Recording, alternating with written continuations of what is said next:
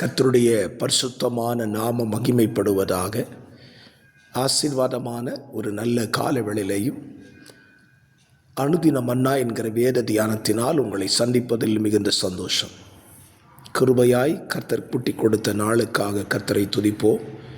இந்த வருடத்தினுடைய 2வது மாதம் 4ஆம் தேதி இந்த காலை கர்த்தருடைய வார்த்தை நம்முடைய ஆத்மாவுக்கு பிரயோஜனமாய் அமையட்டும் என்று சொல்லி வேத வசனத்தை தியானிப்போம். 1 நாளாகமத்தின் புஸ்தகம் 2ஆம் அதிகாரம் அதனுடைய 3ஆம் வசனம். யூதாவின் குமாரரை குறித்து இந்த வசனத்தில் எழுதப்பட்டிருக்கிறது.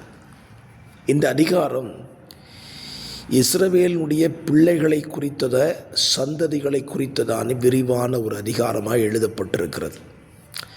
இதிலே யாக்கோபுக்கு பிறந்த 4வது குமாரனாகிய யூதாவின் குடும்பத்தை குறித்து ஒரு காரியம் இந்த அதிகாரத்தில் எழுதப்பட்டிருக்கிறது.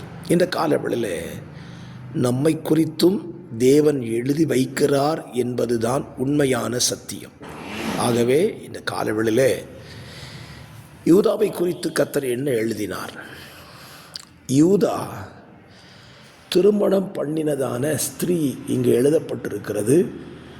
அவள் கானானிய ஸ்திரீ என்று எழுதப்பட்டிருக்கிறது. இஸ்ரவேல் ஜனங்கள் சேமின் சந்ததிகள். சேமின் சந்ததியாய் இருக்கிறவர்கள் சபிக்கப்பட்ட சந்ததியினிடத்தில் பெண் எடுக்கக்கூடாது என்பது தெய்வ தீர்மானம். இன்றைக்கும் அப்படித்தானே சொல்லி வைத்திருக்கிறார். விசுவாசியாய் இருக்கிற ஒருவன் அவிசுவாசிகளிடத்தில் திருமண பந்தத்தில் ஈடுபடக்கூடாது என்பது தேவனுடைய கட்டளை.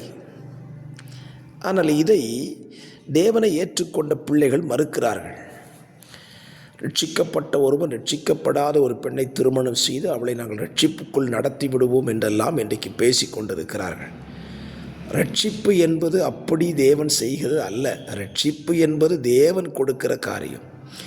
ரட்சிக்கப்படாத ஒரு பெண்ணை ரட்சிக்கப்பட்ட பையன் திருமணம் செய்து அப்படி ரட்சிப்பு நடக்க வேண்டுமானால் இயேசு சிலுவையில் இத்தனை பாடுகள் பட வேண்டிய அவசியம் வந்திருக்காது.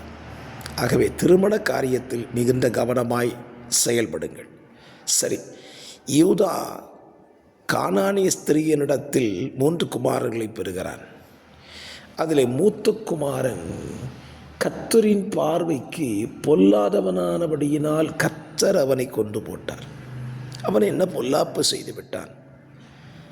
அவன் கர்த்தரின் பார்வைக்கு ஏன் பொல்லாப்பானதை செய்தான்? என்னை சிந்திக்க வைக்கிற பல விஷயங்கள் உண்டு. ஒன்றை சொல்லுகிறேன். தேவஜனமல்லாத ஒருவனிடத்தில் ஒருத்தியினிடத்தில் திருமண பந்தத்தில் ஈடுபட்டால் முதற் பிறந்தவனை கர்த்தர் அகற்றி விடுகிறார். வேத புத்தகத்தில் எனக்கு ஒரு ஆச்சரியமான காரியம் அதுதான். ஆபிரகாமின் முதல் மகனாயிருந்த ஸ்தோத்திரம் இஸ்மவேல் தள்ளப்பட்டான். ஆதாமின் முதல் மகனாயிருந்த காயின் தள்ளப்பட்டான். இங்கே யூதாவின் முதல் மகனாயிருந்தவனும் தேவ பார்வையிலே தள்ளப்படுகிறான். இதற்கெல்லாம் அடிப்படையான என்னுடைய சிந்தையின் காரணங்கள், தேவ திட்டத்தின்படி செயல்படாதவர்களை தேவன் தள்ளிவிடுகிறார். நாம் யாராக இருக்கலாம்? இந்த காலவெளியிலே உங்களையும் என்னையும் யோசித்து பார்ப்போம். நாம் தேவ திட்டத்திற்குள் இருக்கிறோமா? தேவ திட்டத்தை விட்டு வெளியே இருக்கிறோமா? தேவ திட்டத்துக்குள் நாம் இருந்தால் தேவன் நம்மை ஒருபோதும் தள்ள மாட்டார். தேவ திட்டத்தை விட்டு நாம் விலகி போனால் தேவன் நம்மை தள்ளிவிட வாய்ப்பு உண்டு. யாக்கோபை தள்ளினார், ஏசாவை தள்ளினார், யாக்கோபை சிநேகித்தார். ஆகவே இந்த காலவெளியிலே நம்முடைய திருமண பந்தத்தை குறித்து கவனமாக இருப்போம். நாம் தேவனுடைய திட்டத்துக்குள் இருப்பதை குறித்தும் கவனமாக இருப்போம். அப்படி இருந்தால் தேவன் நம்மை அங்கீகரித்து ஆசீர்வதிப்பார்.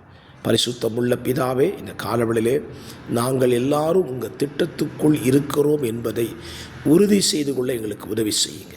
வார்த்தையை கேட்கிற பிள்ளைகளை உங்கள் திட்டத்துக்குள் வைத்துக் கொள்ளும்படியாக நாங்கள் ஜெபிக்கிறோம். இயேசுவின் நாமத்தில் ஜெபிக்கிறேன் நல்ல பிதாவே, ஆமென்.